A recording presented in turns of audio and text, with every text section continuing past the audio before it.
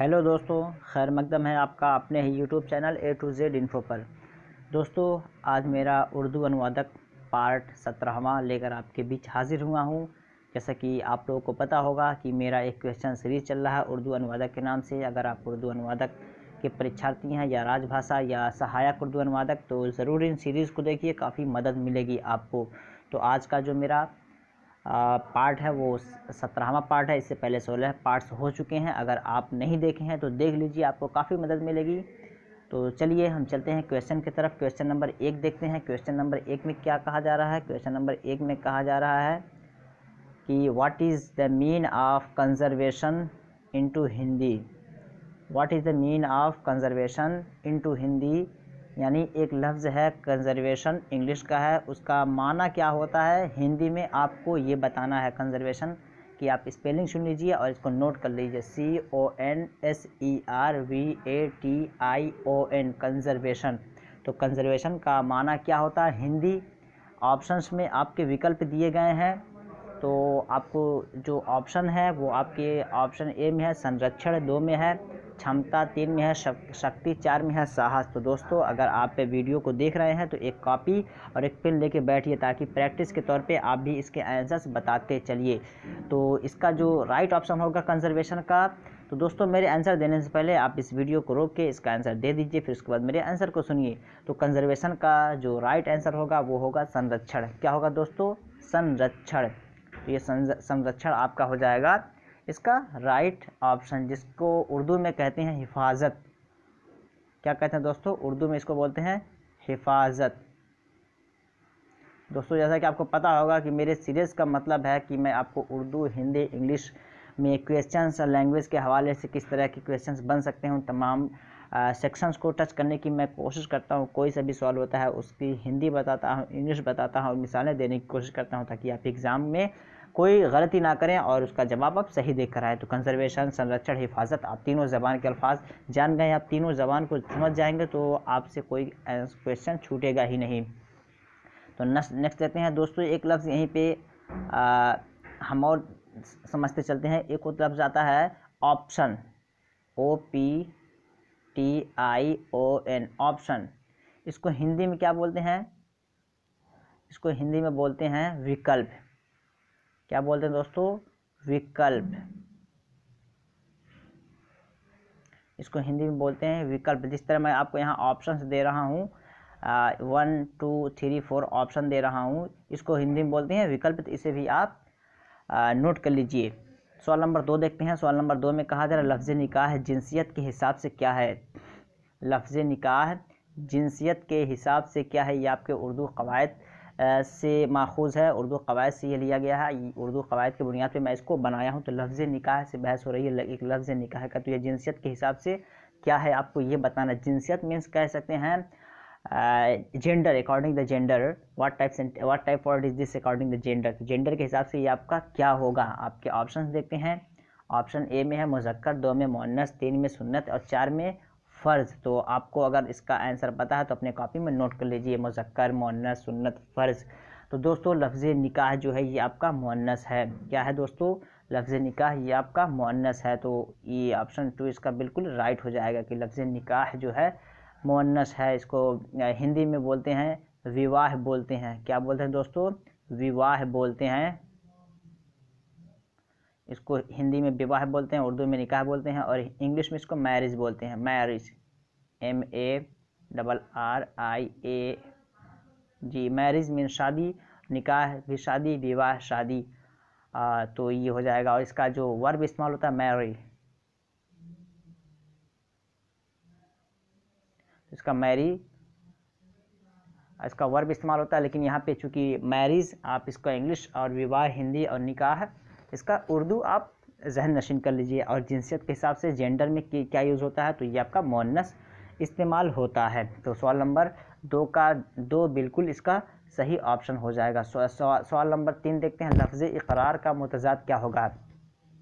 लफ्ज़ इक़रार का मुतज़ाद क्या होगा। तो दोस्तों आपको इतने पार्ट्स देखने के बाद मुतज़ाद किसे कहते हैं इसका तो अंदाज़ा लग ही गया होगा, क्योंकि मैंने अपने प्रीवियस वीडियोस में इसके हवाले से तफसील से बात किया है कि मुतज़ाद या फिर मुतरादिफ, मुसग़्ग़र, मुकब्बर क्या होते हैं, इसके बारे में तफसील से मैं ज़िक्र किया हूँ। अगर पहली बार आप मेरे चैनल पर आए हैं तो चैनल को सब्सक्राइब कर लीजिए और बेल आइकॉन को ज़रूर दबा दीजिए, ताकि जो भी वीडियो मैं अपलोड करूँ उर्दू के हवाले से उसका नोटिफिकेशन आपको सबसे पहले पहुँचे। उर्दू के लिए बहुत सारी वीडियोस मेरे उर्दू अनुवादक के नाम से डिस्क्रिप्शन बॉक्स में लिंक दिया गया है, वहाँ से आप देख सकते हैं। तो यहाँ देखते हैं लफ्ज़ इकरार का मुतज़ाद क्या होगा। आपके ऑप्शंस ए में तस्लीम, 2 में हुक्म, 3 में शुग़्ल, 4 में इनकार। तो दोस्तों अगर इसका जवाब आपको पता है तो अपने कॉपी में नोट कर लीजिए, तस्लीम, हुक्म, शुग़्ल, इनकार। तो लफ्ज़ इकरार को क्या कहते हैं? इकरार करना, स्वीकार करना, इसको कहते हैं आपका इकरार का जो यहाँ पे राइट ऑप्शन हो जाएगा वो आपका हो जाएगा इनकार, क्योंकि आपसे यहाँ पे विलोम पूछा जा रहा है। तो विलोम इसका जो हो जाएगा लफ्ज़ इकरार का हो जाएगा इनकार। तो इकरार को इंग्लिश में बोलते हैं एक्सेप्ट, ACCEPT, एक्सेप्ट करना।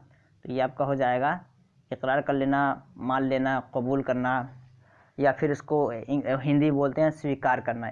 इकरार करना, स्वीकार कर लेना या मान लेना, और इनकार करना इसको डेनाई बोलते हैं, डेनाई, DENY, डेनाई करना, इनकार करना, या फिर रिजेक्ट करना भी इसको होते हैं, रिजेक्ट करना, REJECT, रिजेक्ट होता है। या फिर इसको हिंदी में रद्द के माने में बोलते हैं, रद्द कर देना, रिजेक्ट को रद्द भी बोलते हैं। तो ये कुछ मज़ीद मालूमात जो आपको दिया जा रहा है उसे भी नोट कीजिए, काफ़ी मदद मिलेगी आपको कि एक सवाल से हम एक सवाल से कितने जवाबात हासिल कर ले रहे हैं। तस्लीम क्या होता है दोस्तों? तस्लीम ये आपका जो है इसका मुतरादिफ हो जाएगा। तो मुतरादिफ तो पूछा नहीं गया है। तस्लीम माने एक्सेप्टेंस और इकरार माने एक्सेप्टेंस, हुक्म माने ऑर्डर होता है, और शुग़्ल कहते हैं काम को, काम मीन्स वर्क कह सकते हैं हम, कि शुग़्ल जो होता है वो काम को कहते हैं, और काम को आपका हिंदी में बोलते हैं कार्य। क्या दोस्तों? कार्य। तो शुग़्ल को काम बोलते हैं, इंग्लिश में उसको कार्य बोलते हैं, और उर्दू में इसको काम भी बोलते हैं। तो इसे भी आप मज़ीद नोट कर लीजिए ताकि आपके पास अल्फाज के ज़खायर हो जाए, इंसाइक्लोपीडिया आपके पास हो जाए, ताकि कोई दिक्कत ना हो। तो नेक्स्ट देखते हैं सवाल नंबर 4 देखते हैं। सवाल नंबर 4 में क्या पूछा जा रहा है? What is the mean of adjutant into Urdu? एक वर्ड इंग्लिश का है एडजुटेंट। क्या दोस्तों? एडजुटेंट एक वर्ड है आपका इंग्लिश में, इसका उर्दू माना क्या होता है आपको बताना है। वर्ड जो है ADJUTANT, एडजुटेंट। तो इसी तरह के अल्फाज या वर्ड्स आपको वहाँ देखने को मिल सकते हैं जो कि आपको अनोखे लगेंगे या फिर आपको हैरत में डालने वाले होंगे, लेकिन अगर आप उसके माना जानते हैं तो आसानी से उसका जवाब दे सकते हैं। What is the mean of adjutant into Urdu? आपके ऑप्शंस यहाँ पे जो हैं, ए में मुखालफत है, 2 में मददगार है, 3 में इंसाफ है, 4 में सफाई सुथराई। तो एडजुटेंट के माने क्या है दोस्तों? अगर आपको पता है तो इसका आंसर आप अपने कॉपी में नोट कर लीजिए। तो एडजुटेंट का जो माना होता है वो होता है आपका मददगार। क्या होता है दोस्तों? मददगार। इसका बिल्कुल राइट ऑप्शन हो जाएगा, एडजुटेंट कहते हैं। और इसको और एक इजी इंग्लिश में जाने तो कोऑपरेट कह सकते हैं, या असिस्टेंट के माने में भी इसको हम यूज़ करते हैं। इजी इंग्लिश में देखते हैं assistant, ASSISTENT, assistant, ASSISTANT, assistant. तो असिस्टेंट का जो मीनिंग है वही एडजुटेंट का भी मीनिंग है, और उर्दू में इसको बोलते हैं मददगार, और हिंदी में इसको बोलते हैं सहायक। क्या दोस्तों? सहायक। आप में से कुछ लोग उर्दू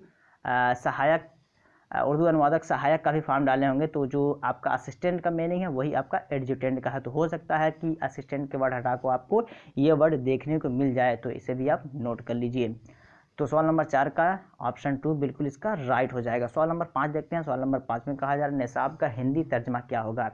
निसाब का हिंदी तर्जमा क्या होगा? निसाब ये आपका उर्दू का लफ्ज़ है, इसका जो हिंदी क्या होता है वो आपको बताना है। तो आपके ऑप्शंस ए में पाठ्यक्रम, 2 में पुस्तक, 3 में कक्षा, 4 में आदेश। दोस्तों अगर इसका आंसर आपको पता है तो अपने कॉपी में टिक कर लीजिए, और लास्ट में ज़रूर कमेंट करके बताइए कि आपके कितने आंसर्स सही हुए। तो दोस्तों अगर आप पहली बार आए हैं मेरे चैनल पे तो मैंने डिस्क्रिप्शन बॉक्स में टेलीग्राम व्हाट्सएप ग्रुप का लिंक दिया है, वहाँ के थ्रू आप मेरे साथ व्हाट्सएप पे ग्रुप में जुड़ सकते हैं और फिर ताकि उर्दू के हवाले से जो भी इन्फॉर्मेशन हो मैं आपको ईजिली वहाँ पे एक्सेस करवा सकूँ। तो देखते हैं निसाब का हिंदी तर्जुमा जो होगा वो आपका होगा पाठ्यक्रम। क्या दोस्तों? पाठ्यक्रम। निसाब का हिंदी तर्जुमा होता है पाठ्यक्रम, जिसको इंग्लिश में बोलते हैं सिलेबस। क्या दोस्तों? Syllabus, SYLLABUS। तो सिलेबस इसको कहते हैं इंग्लिश में, और हिंदी में पाठ्यक्रम, उर्दू में निसाब। तो इसे आप जहन नशीन कर लीजिए, ये आपके कह सकते हैं कि निसाब का हिस्सा है। जिस तरह की आपका जो एग्ज़ाम है उसका एक निसाब बना हुआ, सिलेबस बना हुआ, पाठ्यक्रम। तो इन वर्ड्स को तो आप ज़रूर देख कर ही जाइए, इन्हें नज़रअंदाज नहीं कर सकते हैं। नेक्स्ट देखते हैं सवाल नंबर 6। मैं कोशिश करूँगा कि कल जो इसका निसाब जो है सिलेबस है उसका एक वीडियो मैं डिटेल में बना दूं कि आपके कौन कौन से पोर्शन से क्वेश्चंस बनेंगे। उसमें हम तीनों आपका राजभाषा, उर्दू अनुवादक, सहायक उर्दू अनुवादक का जो पैटर्न है उसे हम देखते चलेंगे ताकि आपको अंदाज़ा हो जाए। अब मुझे तो पता है कि मैं उसी पैटर्न पे अपने क्वेश्चंस को सेट कर रहा हूँ, आपको भी अंदाज़ा हो जाएगा कि क्वेश्चंस कैसे आते हैं और किन किन पार्ट से आते हैं। तो देखते हैं सवाल नंबर 6 देखते हैं। सवाल नंबर 6 में कह रहा है एजाद का अंग्रेज़ी तर्जमा क्या होगा। लफ्ज़ एजाद ये उर्दू है, इसका अंग्रेज़ी तर्जमा क्या होगा आपको ये बताना है। तो दोस्तों सबसे पहले ज़रूरी है कि आप एजाद का माना समझें। अगर एजाद का माना नहीं समझेंगे तो इंग्लिश में आपको इसका जवाब देने में दुश्वारी होगी। तो एजाद का अंग्रेज़ी तर्जमा बताना है। आपके ऑप्शंस जो है ए में इफ़ेक्ट, 2 में इन्वेंशन, 3 में रूल, 4 में सिस्टम। तो दोस्तों अगर इसका आंसर आपको पता है तो इसका आंसर अपने कॉपी में आप टिक कर लीजिए। तो दोस्तों एजाद का जो अंग्रेज़ी तर्जमा होगा उसे कहते हैं इन्वेंशन। क्या दोस्तों? उसको इन्वेंशन कहते हैं। तो एजाद का अंग्रेज़ी तर्जुमा आपका हो जाएगा इन्वेंशन। और इन्वेंशन को आपका उर्दू हिंदी में इसको क्या बोलते हैं दोस्तों? अगर आपको पता है तो बताइए, अदरवाइज सुनिए। इसको हिंदी में बोलते हैं आविष्कार। क्या दोस्तों? आविष्कार,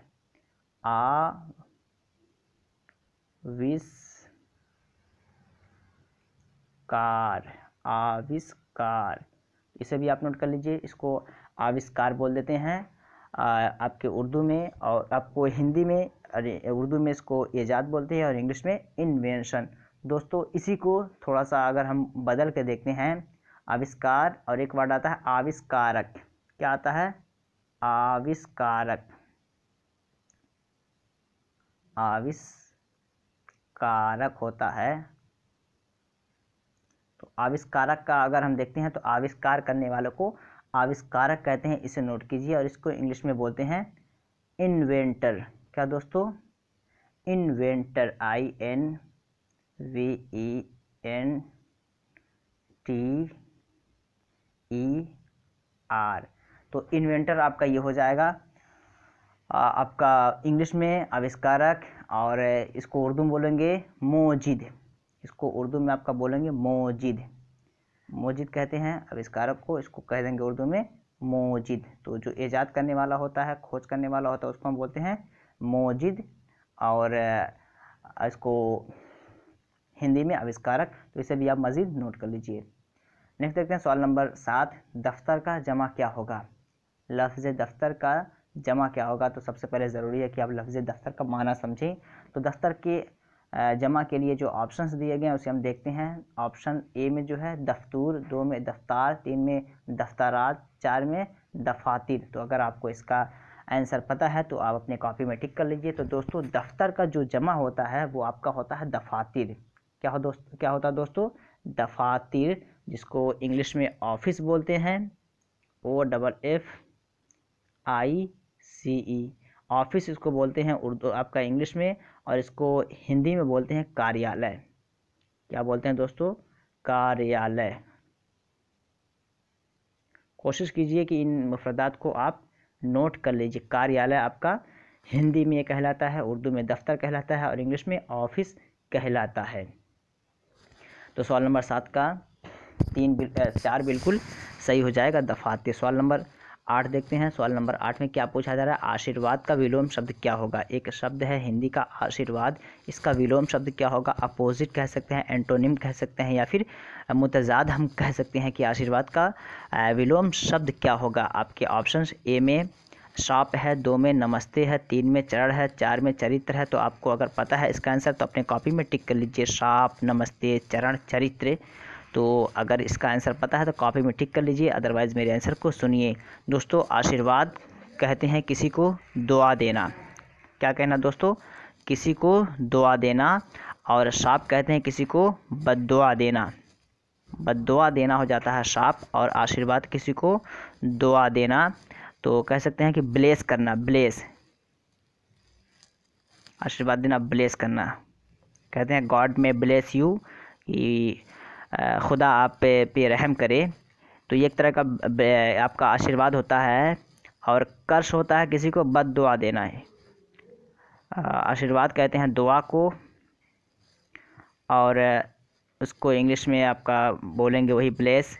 और शाप कहते हैं बद्दुआ को, बद्दुआ बोलते हैं शाप को, और इसको बोल देंगे कर्स, CURSE।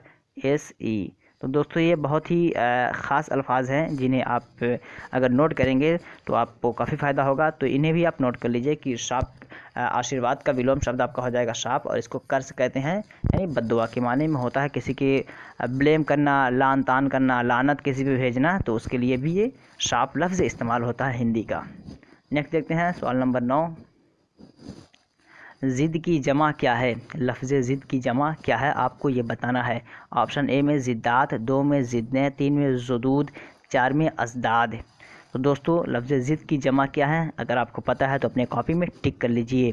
मेरे वीडियो को रोक के अपने कॉपी में टिक करके, और लास्ट में आप ज़रूर बताइएगा कि आपके कितने क्वेश्चन सही हुए, ज़िद्दात, ज़िद्दें, ज़ुदूद या अज़दाद। तो दोस्तों, ज़िद की जो जमा होता है वो आपका होता है अज़दाद। क्या दोस्तों? अज़दाद। तो यहीं पे मैं इसी के हवाले से एक और बता दूं, एक लफ्ज़ आता है अरबी का जद। जद होता है, जद के माने होता है दादा की, और इसका जो जमा होता है आपका अजदाद होता है। वो डाउट ना रह जाए आपका, अजदाद। तो ये आपका ज़िद है, इसका जमा आपका अजदाद होता है। और एक लफ्ज़ आता है अरबी में जद, तो इसका जो जमा होता है वो आपका होता है अजदाद। तो इसे भी आप थोड़ा सा जहन नशीन कर लीजिए कि ज़िद की जमा क्या है? अजदाद। और जद जीम से जो लिखते हैं उसका अजदाद, जो कि दादा, एंसेस्टर्स के माने में भी होता है, ग्रैंड फादर कह सकते हैं। और अब्बा व अजदाद, अजदाद कहते हैं आपको अजदाद। ये अजदाद जो शब्द आपका है इसको इंग्लिश में बोलते हैं एंसेस्टर। एंसेस्टर, ANCESTOR, एंसेस्टर, अब्बा व अजदाद बोला जाता है। नेक्स्ट देखते हैं सवाल नंबर 10। तो 9 का आपका ऑप्शन 4 बिल्कुल राइट हो जाएगा। सवाल नंबर 10 में देखते हैं गुरु का विलोम शब्द क्या होगा। एक लफ्ज़ है गुरु, इसका विलोम मुतज़ाद। आपको बताना है कि मुतज़ाद क्या है। आपके ऑप्शन ए में अध्यापक, 2 में शिष्य, 3 में बालक, 4 में मुख्य। अध्यापक, शिष्य, बालक, मुख्य। तो दोस्तों, हमें समझने की ज़रूरत है कि गुरु किसे कहते हैं। गुरु कहते हैं उस्ताद को, टीचर को कहते हैं। इसका मुतज़ाद क्या होगा? तो उस्ताद होगा तो उसका बच्चा होगा, शिष्य होगा, या फिर मुतअल्लिम होगा। तो गुरु का अध्यापक एज इट इज़ हो गया, यानी जो गुरु है वही आपका अध्यापक है। तो ये शिष्य जो होगा यहाँ बिल्कुल इसका राइट ऑप्शन हो जाएगा, जिसको स्टूडेंट कहते हैं या फिर पुपिल भी इंग्लिश में बोलते हैं इसे। क्या दोस्तों? पुपिल का वर्ड भी आता है, PUPIL। तो लेटर्स जो लिखे जाते हैं इसमें एक तरह का आजिज़ी, इस वर्ड में आजिज़ी दिखता है, योर पुपिल। ठीक है, योर पुपिल। स्पेशल यह होता है कि जो बच्चा किसी टीचर के पास पढ़ता है तो इसमें एक तरह का आदर्श का इसमें अंश देखने को मिलता है। जब पुपिल कोई लगता है, शागिर्द लगता है, खिदमत गुजार के माने में ये इस्तेमाल होता है। तो पुपिल और स्टूडेंट दोनों तालिब इल्म के माने में इस्तेमाल होता है। तो यहाँ पे गुरु का जो मुतज़ाद होगा वो आपका हो जाएगा शिष्य। बालक बच्चे को कहते हैं मुख्य, खास को कहते हैं अध्यापक, टीचर को कहते हैं। लेकिन यहाँ पे जो आपका ऑप्शन सही होगा वो हो जाएगा शिष्य, यानी ऑप्शन 2, 10 नंबर का ऑप्शन 2 बिल्कुल सही जवाब हो जाएगा। नेक्स्ट देखते हैं सवाल नंबर 11। अमानत का मुतज़ाद क्या होगा। अमानत का मुतज़ाद क्या होगा। अमानत ये आपका उर्दू का एक लफ्ज़ है, इसका मुतज़ाद आपको विलोम बताना है। तो ऑप्शन ए में दिया है अमीन, 2 में शरीफ, 3 में लजीज़ और 4 में ख़यानत। तो अमानत का मुतज़ाद क्या होगा? अगर आपको पता है तो अपने कॉपी में टिक कर लीजिए। दोस्तों, अमानत का जो मुतज़ाद होगा, इसका जो सही ऑप्शन होगा सवाल नंबर 11 का 4 बिल्कुल सही हो जाएगा। ऑप्शन 4 इसका बिल्कुल राइट आंसर हो जाएगा। अमानत कहते हैं कि किसी की दी हुई चीज़ को आप एज़ इट इज़ सेफ़ रखें और ज़रूरत पड़ने पर उसको वापस कर दें। और ख़यानत करते हैं कि किसी के दिए हुए सामान जो आपके पास सेफ़ के लिए रखा गया हो, उसमें से आप कुछ खर्च कर दिए हो या फिर उसमें से बेईमानी कर लें, उसे कहते हैं ख़यानत करना। तो सवाल नंबर 11 का 4 बिल्कुल राइट हो जाएगा। सवाल नंबर 12 देखते हैं, ये कौन सा जुमला है। यानी इंग्लिश का एक जुमला दिया हुआ है, ये एक जुमला दिया हुआ ही गोज़ देयर, यह कौन सा जुमला है। यानी ये जुमले का ट्रांसलेशन आपसे नहीं पूछा जा रहा है, बल्कि जुमले के जो टाइप्स है आपके, जैसे indefinite, continuous, perfect, perfect continuous, present continuous, different types के जो टाइप्स हैं उसमें से आपको से पूछा जा रहा है कि ये कौन सा जुमला है। तो ऑप्शन देखते हैं, समझ में आ जाएगा अभी। ऑप्शन ए में प्रेजेंट इंडेफिनिट, 2 में पास्ट प्रेजेंट कंटिन्यूअस और 3 में प्रेजेंट परफेक्ट। ये पी जो तीनों में दिख रहा है, इसके माने ये प्रेजेंट के हैं। चूँकि यहाँ से बड़ा हो जाता है, पूरा लिखा जाता है, तो इसी वजह शॉर्ट में लिखा गया present indefinite, present continuous and present perfect. तो दोस्तों ही गोज़ देयर ये आपका प्रेजेंट इंडेफिनिट टेंस है। क्या है? Present indefinite tense. और प्रेजेंट इंडेफिनिट को दर्शा क्या आ रहा है, ये वर्ब का जो फर्स्ट फॉर्म है ये बता रहा है कि ये टेंस आपका प्रेजेंट इंडेफिनिट है। चूँकि ग्रामर का पोर्शन है और ग्रामर पे अगर बात की जाए तो काफ़ी लंबा हो जाएगा। यहाँ इस वीडियो से ये पता मैं आपको देना चाहता हूँ कि आप ग्रामर के पोर्शंस को भी आप टच कीजिए और जुमले के जो टाइप्स होते हैं, he went there, he goes there, he has gone there, किस टाइप्स के सेंटेंस है, इसे भी आप देख लीजिए। और मैं फ़र्दर इस तरह के क्वेश्चंस को दाखिल करता रहूँगा ताकि आपको याद दिलाता रहूँ और इसके हवाले से क्वेश्चंस किस तरह बन सकते हैं वो आपसे आसानी से हल हो सके। तो सवाल नंबर 12 का ऑप्शन ए बिल्कुल राइट हो जाएगा कि ये प्रेजेंट इंडेफिनिट का सेंटेंस है, जुमला है। तो ऑप्शन 1 इसका बिल्कुल राइट हो जाएगा। सवाल नंबर 13 देखते हैं। सवाल नंबर 13 में कहा जा रहा है, निर्दयी का विलोम शब्द क्या होगा। निर्दयी हिंदी का एक शब्द है, इसका विलोम शब्द क्या होगा, मुतज़ाद या फिर कह सकते हैं एंटोनिम क्या बनेगा। आपके ऑप्शन है ए में दयालु, 2 में सक्षम, 3 में विश्वास, 4 में केंद्र। दयालु, सक्षम, विश्वास, केंद्र। तो आपको बताना है कि निर्दयी के पहले आपको माना समझना पड़ेगा कि निर्दयी कहते किसे हैं। जब तक निर्दयी आप नहीं समझेंगे तो आप इसका आंसर नहीं दे पाएंगे, आंसर देने में काफ़ी दिक्कत हुई। तो दोस्तों निर्दयी जो आपका होता है ये एक तरह आपका होता है जुल्म के माने में होता है, जिसको इंग्लिश में बोलते हैं क्रूएल। क्या बोलते हैं दोस्तों? निर्दयी को कहते हैं क्रूएल, CRUEL, क्रूएल। जालिम के माने में से हम ले सकते हैं क्रूएल, इसको उर्दू में हम कह सकते हैं जालिम। जालिम सितमगर के माने में भी इसे इस्तेमाल किया जाता है। तो क्रूएल, निर्दयी, जालिम या फिर क्रूएल इंग्लिश में बोलते हैं। इसका जो आपका राइट ऑप्शन हो जाएगा वो निर्दयी के बरखिलाफ़ आपका दयालु हो जाएगा। क्या दोस्तों? दयालु। तो सवाल नंबर 13 का ए बिल्कुल 1 बिल्कुल इसका राइट हो जाएगा, जिसको काइंड कहते हैं, KIND, काइंड कहते हैं। और जिसके माने कहते हैं बहुत ही रहीम के माने में होता है, रहीम। रहीम के माने में से लिया जाता है, रहम करने वाला, रहम दिल के माने में भी लिया जाता है। तो दयालु कहते हैं रहीम को। और सक्षम कहते हैं कि किसी काम के करने के लायक होना, विश्वास, कॉन्फिडेंस के माने में। केंद्र कहते हैं, उर्दू में केंद्र को कहते हैं मरकज़। इसे भी आप देख लीजिए, नोट कर लीजिए।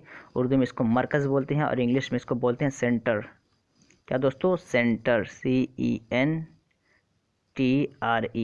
दोस्तों आज भी मैं 20 क्वेश्चंस लेकर आया हूँ। वीडियो थोड़ी लेंदी हो जाएगी, लेकिन कोई बात नहीं, हम थोड़ा समझते चलेंगे। मैं पहले 15 ही ला रहा था, लेकिन कुछ दोस्त बोले कि सर नंबर ऑफ़ क्वेश्चंस को बढ़ा दीजिए, तो इसी वजह से मैं 5 क्वेश्चंस को बढ़ा दिया हूँ। लेकिन डिटेल में जाने की वजह से वीडियो थोड़ी लेंदी हो जाएगी, लेकिन आप पूरा देखिए, आपको काफ़ी फ़ायदा होगा। चलिए नेक्स्ट देखते हैं। सवाल नंबर 13 का ऑप्शन 1 बिल्कुल राइट हो जाएगा। सवाल नंबर 14 देखते हैं। सवाल नंबर 14 में कहा जा रहा है, what is the antonym of foolish. एक वर्ड है इंग्लिश का फूलिश, इसका एंटोनिम आपको बताना है, मुतज़ाद या विलोम आप कह लीजिए। इसका बताना है कि विलोम क्या होता है फूलिश का। आपके ऑप्शंस ए में फॉल्ट, 2 में ग्रेट और 3 में आपका जो है वो आपका है चांस और 4 में आपका वाइज।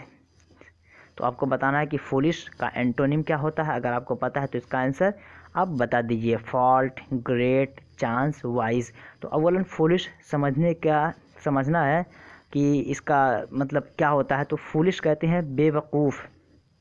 क्या दोस्तों? बेवकूफ़। फूलिश के माने होता है बेवकूफ़, या फिर इसको हिंदी में बोलते हैं मूर्ख। इसको हिंदी में मूर्ख बोलते हैं। फूलिश को हम मूर्ख बोलते हैं, और उर्दू में इसको बेवकूफ़ बोलते हैं। बेवकूफ़। तो उर्दू में इसको बेवकूफ़ बोलते हैं। तो इसे भी आप ज़हन नशीन कर लीजिए। और लेकिन फूलिश का जो मुतज़ाद होगा वो होगा आपका वाइज़। क्या होगा दोस्तों? वाइज़, जिसको हिंदी में बुद्धिमान बोलते हैं। जिसको हिंदी में क्या बोलते हैं? बुद्धिमान। तो ये कुछ बातें हैं जिसे आप ज़हन नशीन कर लीजिए। बुद्धिमान कहेंगे, या फिर इसको आपके उर्दू में इसको ज़हीन बोलेंगे या अक्लमंद बोलेंगे। ज़हीन या अक्लमंद, इसको अक्लमंद बोलेंगे हम उर्दू में। तो ये कुछ बातें हैं जो आप देख लीजिए और इसे नोट कर लीजिए, इनकी जो उर्दू हिंदी बनती है, ताकि आपको वहाँ फ़ायदा होगा। तो सवाल नंबर 14 का ऑप्शन 4 बिल्कुल राइट हो जाएगा कि फूलिश का एंटोनिम या फूलिश का अपोजिट वर्ड जो होगा वो आपका वाइज होगा। सवाल नंबर 15 देखते हैं। सवाल नंबर 15 में कहा जा रहा है मुरत्तिब का अंग्रेज़ी तर्जमा क्या होगा। मुरत्तिब ये उर्दू का आपका लफ्ज़ है, इसकी इंग्लिश क्या होती है ये आपको बताना है। मुरत्तिब का अंग्रेज़ी तर्जमा क्या होगा। आपके ऑप्शंस ए में बुक, 2 में पेंसिल, 3 में स्टेशनरी, 4 में कंपाइलर। तो अगर आप पहले मुरत्तिब समझिए, मुरत्तिब कहते किसे हैं। अगर नहीं समझेंगे तो आप किसी को भी अपना आंसर मार देंगे। स्टेशनरी पे मार देंगे, पेंसिल पे मार देंगे, बुक पे मार देंगे, कंपाइलर पे मार देंगे, किसी पे भी मार सकते हैं। लेकिन जब आप समझ जाएंगे कि मुरत्तिब किसे कहते हैं, मुरत्तिब कहते हैं तरतीब देने वाले को। क्या कहते हैं दोस्तों? तरतीब देने वाले को। मान लीजिए कुछ लोग किताब लिख रहे हैं, कोई किताब लिख रहा है कोई इंसान, और लेकिन उसके पेजेस को एज इट इज़ उसको तरतीब नहीं दे पाया उसको, लेकिन एक आदमी है कि उस पेज को सही से तरतीब दे रहा है, या उसके पैसेज को, पैराग्राफ को उसको सही तरीके से लगा रहा है, तो उसे हम कहते हैं राइटर। अलग होता है, मुरत्तिब जो होता है अलग होता है। राइटर लिखता है, लेकिन मुरत्तिब जो होता है उसको तरतीब देता है। तो मुरत्तिब को हम कहते हैं कंपाइलर। क्या कहते हैं दोस्तों? कंपाइलर कहते हैं। तो मुरत्तिब हो जाएगा आपका कंपाइलर, और इसको आपका कंपोज़र भी कहते हैं। क्या कहते हैं? एक वर्ड आता है और इंग्लिश में कंपोज़र, COMPOSER। तो ये कंपोज़र भी आपका यूज़ होता है, और कंपाइलर, ये दोनों इस्तेमाल होता है मुरत्तिब के माना में। तो इसे भी आप दोनों अल्फाज को देख लीजिए। नेक्स्ट देखते हैं। तो सवाल नंबर 15 का ऑप्शन 4 बिल्कुल राइट हो जाएगा। सवाल नंबर 16 देखते हैं। सवाल नंबर 16 में कहा जा रहा है कि एयर पॉल्यूशन का उर्दू तर्जमा क्या होगा। एयर पॉल्यूशन ये आपका इंग्लिश का एक वर्ड कह सकते हैं इसको, कि इसका उर्दू तर्जमा क्या होगा आपको बताना है। एयर पॉल्यूशन का उर्दू तर्जमा क्या होगा। आपके ऑप्शंस में ए में है 1 में जो है साफ़ हवा, 2 में है पालीदा हवा, 3 में गंदगी, 4 में माहौल। तो एयर पॉल्यूशन का उर्दू तर्जमा अगर आपको पता है तो आप बता दीजिए क्या है। तो इसके बाद मेरा आंसर आप सुनिए। तो एयर पॉल्यूशन का जो सही ऑप्शन होगा वो आपका होगा पालीदा हवा। क्या दोस्तों? पालीदा हवा। तो इसको अगर हम उर्दू में देखेंगे तो पालीदा हवा, और इंग्लिश में देखेंगे तो एयर पॉल्यूशन, और हिंदी में देखेंगे प्रदूषित हवा। क्या दोस्तों? प्रदूषित हवा आपका ये हिंदी हो जाएगा। तो सवाल नंबर 16 का आपका ऑप्शन 2 जो है बिल्कुल राइट हो जाएगा, कि पालीदा हवा हो जाएगा आपका। नेक्स्ट देखते हैं सवाल नंबर 17। सवाल नंबर 17 में कहा जा रहा है कि शत्रु का विलोम शब्द क्या होगा। शत्रु का विलोम शब्द क्या होगा। आपके ऑप्शंस ए में मित्र, 2 में विशेष, 3 में ध्यान, 4 में धन्यवाद। मित्र, विशेष, ध्यान, धन्यवाद। तो शत्रु का जो विलोम शब्द है आपको बताना है। तो अव्वलन शत्रु समझिए। तो दोस्तों शत्रु कहते हैं किसको? शत्रु कहते हैं एनेमी को। शत्रु एनेमी कहते हैं, उर्दू में इसको दुश्मन कहते हैं। क्या कहते हैं? दुश्मन। तो ये उर्दू का लफ्ज़ आप नोट कर लीजिए, दुश्मन, और इसको इंग्लिश में बोलते हैं एनेमी। ENEMY, तो एनेमी ये आपका हो जाएगा इंग्लिश का, और उर्दू में इसको बोल देंगे दुश्मन, और हिंदी में बोलते हैं इसको शत्रु। तो इसका जो विलोम शब्द होगा वो आपका हो जाएगा मित्र। क्या हो जाएगा दोस्तों? मित्र हो जाएगा। मित्र को उर्दू में बोलते हैं दोस्त। मित्र को उर्दू में दोस्त बोलते हैं, और इसको इंग्लिश में बोलेंगे फ्रेंड, जो कि कॉमन है, आप लोग जानते होंगे, FRIEND। तो ये फ्रेंड आपका इंग्लिश हो जाएगा, उर्दू में दोस्त और हिंदी में मित्र। तो आप तीनों ज़बानों के मुफरदात को अपने कॉपी में नोट कर लीजिए। नेक्स्ट देखते हैं सवाल नंबर 18। सवाल number 18, what is antonym of dead word. एक वर्ड इंग्लिश का है डेड, इसका मुतज़ाद क्या होता है आपको ये बताना है। DEAD डेड, इसका मुतज़ाद क्या होता है आपको ये बताना है। तो सबसे पहले ज़रूरी है कि आप डेड को क्या समझें, डेड के माने को समझ लीजिए कि किसे कहते हैं। तो दोस्तों डेड का जो हिंदी माना होता है वो आपका होता है मृत्यु। क्या होता है दोस्तों? मृत्यु, कह सकते हैं मौत। डेड मीन्स हम उसको उर्दू में कह सकते हैं कि मौत, कहते हैं कि उसकी मौत हो गई, तो और इसको इंग्लिश में बोलते हैं कि वो डेड कर गया, तो मौत बोलते हैं मृत्यु आपका, इसको हिंदी में बोलते हैं। तो इसका जो एंटोनिम होगा वो आपका हो जाएगा, ऑप्शंस यहाँ पे दिया गया, ए में अलाइव, 2 में एक्सपायर, 3 में लॉन्ग, 4 में सोर्स। तो डेड का जो एंटोनिम मुतज़ाद होगा अलाइव होगा। क्या होगा दोस्तों? अलाइव होगा, जिसको हिंदी में बोलते हैं जीवित, जिसको हिंदी में बोलते हैं जीवित। और इसको उर्दू में बोलेंगे बाहयात भी बोलते हैं, या फिर ज़िंदा भी बोलते हैं, ज़िंदा, या फिर इसको बाहयात भी बोला जाता है, बाहयात। तो इसे भी आप जहन नशीन कर लीजिए इन अल्फाज को भी। तो डेड का जो आपका मुतज़ाद हो जाएगा अलाइव, यहाँ पे ऑप्शन 1 बिल्कुल इसका राइट हो जाएगा। नेक्स्ट देखते हैं सवाल नंबर 19। सवाल नंबर 19 में कहा जा रहा है गेज डाउन, इस जुमले का तर्जमा क्या है। एक लफ्ज़ है गेज डाउन, तो इस जुमले का तर्जमा क्या है आपको बताना है। आपके ऑप्शंस, ए में निगाहें नीचे करो, 2 में ज़मीन पर सो जाओ, 3 में दोबारा देखना। निगाहें नीचे करो, ज़मीन पर सो जाओ, दोबारा देखना। तो इसका जो राइट ऑप्शन होगा गेज डाउन। पहले मैं बता दूं गेज डाउन होता क्या है। गेज के माने होता है किसी को घूर कर देखना, आंखें फाड़ कर देखना। डाउन के माने होता है नीचा। तो जैसा होता है कभी कभी किसी से इंटरेक्शन आपका होता है, तो कोई इंसान आपसे नाराज़ होकर तो आपको घूर कर देखने लगता है, आंखें फाड़ फाड़ के आपको देखने लगता है, तो उसको कहा जाता है गेज डाउन, यानी तुम अपनी निगाहें नीचे करो, मुझ पे घूरो मत, यानी घूर कर मुझे मत देखो, अपनी निगाहें नीचे कर लो। तो यहाँ पे जो इसका मतलब होगा गेज डाउन, बोलता है इंसान गेज डाउन कि अपनी निगाहें नीचे करो, तो यहाँ पे ऑप्शन 1 जो है बिल्कुल राइट होगा, निगाहें नीचे करो। किसी से कहना है गेज डाउन कि मुझे घूर कर देखो मत, निगाहें नीचे करो, तो ये ऑप्शन इसका 1 बिल्कुल सही हो जाएगा कि निगाहें नीचे करो। ये आपका जुमले हुक्मिया कह सकते हैं, या इम्परेटिव सेंटेंस इसको इंग्लिश में बोलते हैं। नेक्स्ट देखते हैं सवाल नंबर 20, और ये आज का आखिरी होगा।